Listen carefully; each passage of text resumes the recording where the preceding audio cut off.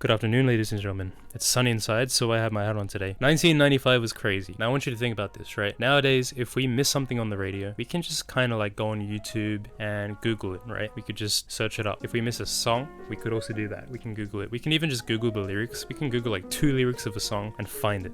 It's really easy. 1995, however, if you were to like tune into a radio show and you just so happen to not have a cassette tape ready to record it, or let's just say that you completely missed that show, you're never seeing that moment again unless someone you know has a cassette tape and has recorded the moment that you wanted to see. That leads me to what I'm talking about today. It was February 23rd, 1995, and it was on the Stretch and Bobbito show. What is the Stretch and Bobbito show? Well, it's a radio show hosted by 2 people, Stretch, who was a DJ club in New York, and Bobbito, who was a promotions rep for Def Jam. These 2 would come together, and with their strong connections they would get big players in the game to come onto the radio show and to, you know, showcase their work. Freestyle, things that haven't been seen by the public yet, would be seen there. It was a very cool place to be. You had guests like Wu-Tang, Eminem, and the guests that we're going to mention today, Nas as well, sorry, including the guests that we're going to speak about today, which I'll get into in a minute. Before I do, I just want to let you know why the show was so good. So as mentioned, we had all these guests that came on, right? You had new and exclusive things that you never would have seen before in the music game, the hip-hop game. Alongside this, you had the humor of the 2 that really made the show fun to watch for people, to listen to for people. Now let's get into the night. So it was 23rd February 1995, and on the Stretch and Bobbito radio show, we had 2 guests come in together, Big L and Jay-Z. Now at the time, Big L was kind of in the underground rap game, making a name for himself, and he was doing really well. He was only a month away from actually releasing his Lifestyles of the Poor and Dangerous, and Jay-Z was also making a name for himself. He didn't have a debut album yet, but he was on the way. He was getting there. And keeping those facts in mind is what I feel like makes this part that I'm about to tell you about so fascinating to me. So apparently, completely unplanned by, I believe, Big L and Jay-Z, because I think Stretch and Bobbito would have planned this. It doesn't make sense that they wouldn't have, because they had them on. But unplanned by Jay-Z and Big L, in my opinion. They would freestyle for an entire 10 minutes. They would go back and forth, just chopping up with these bars that are like god tier. It's like insane flow. Of course, there are some words that I guess it's like a cypher / freestyle, because there were definitely verses that I've heard from Big L on his actual records that were wrapped in this freestyle. But it went on for 10 minutes straight, just them going back and forth, and it was fucking fantastic. It goes down in the books as like one of the most legendary hip-hop moments, you know, in the game, in history. And it just so happened to be on this radio show.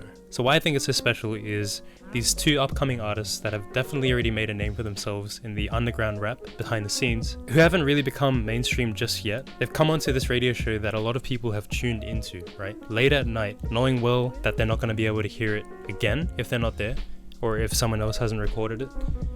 And then they just proceed to unleash the craziest fucking bars that anyone's ever heard. The most insane flows, insane rhythms, and just back-to-back god tier lyrics. Like, the things that Big L was spitting in that thing was insane. Blew my mind. So you have that. And the fact that it was just unplanned is crazy. Like, these guys just showed up on the night and they just went insane. And if we like actually think about rewinding back to like 1995, just imagine like how many people actually were there to hear it. It's late at night.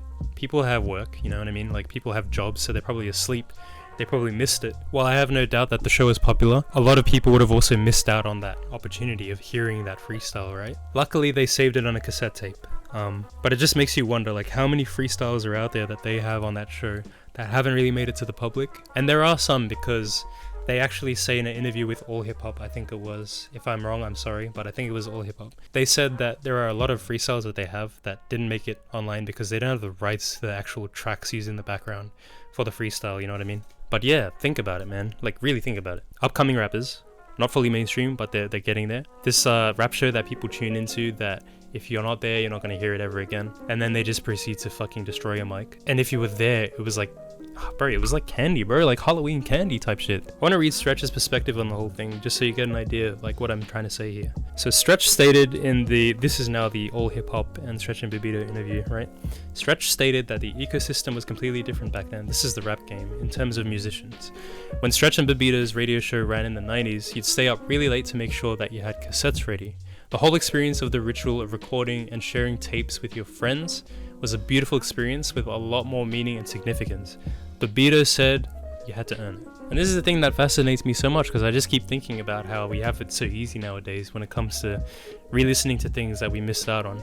Like, you have a big fight on, you could just like go on YouTube the next day. Like, you know, recently, you know what, I'm not gonna say big fight. For example, there was a fight recently, right? Who the fuck was it? Logan Paul and fucking the big guy, Dylan Dennis, that guy, for instance. There was that fight, and you can just go watch it back, or like any other fight.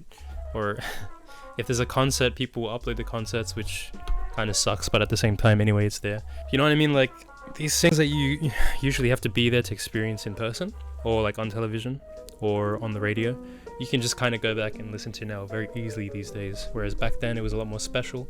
And that's what I think makes this rap so much more special. If we look at the reactions, Jay-Z's actually looked back at it too, and he wasn't even aware that it was a thing, that this whole freestyle that they had was like like a major legendary thing that was recorded, and it was the craziest in all of hip-hop history. He was aware that he was there on the night, and that he was just happy to be on the radio and like getting some, you know, publicity, but he didn't realize it was as crazy as it was, which is so fucking weird to me. But sure. As for Big L, we'll never really know what he thought about it, because unfortunately he died in 1999. Shots to the head, shots to the chest, and I believe his death was the cause of like revenge, maybe, from someone that his brother shot in a gang. So I think his brother shot somebody in a gang, and then that gang got someone to shoot Big L, something like that. I don't know if it's true or not.